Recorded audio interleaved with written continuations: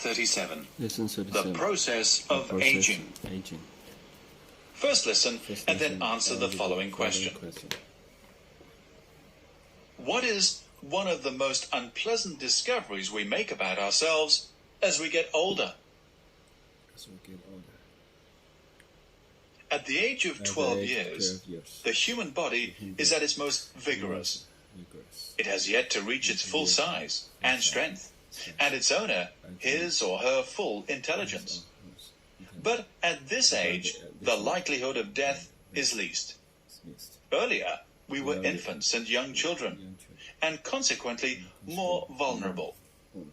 Later, we shall undergo a progressive loss of our vigor and resistance, which, though imperceptible at first, will finally become so steep that we can live no longer, however well we look after ourselves and however well society and our doctors look after us.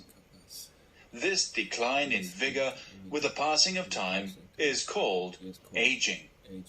It is one of the most unpleasant discoveries which we all make, that we must decline in this way, that if we escape wars, accidents, and diseases, we shall eventually die of old age, and that this happens at a rate which differs little from person to person, so that there are heavy odds in favor of our dying between the ages of 65 and 80. Some of us will die sooner. A few will live longer, on into a 9th or 10th decade. But the chances are against it, and there is a virtual limit on how long we can hope to remain alive, however lucky and robust we are. Normal people tend to forget this process unless and until they are reminded of it.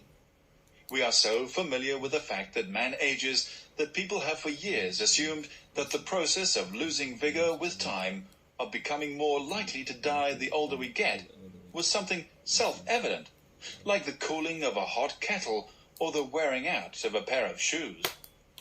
They have also assumed that all animals and probably other organisms, such as trees or even the universe itself, must, in the nature of things, wear out.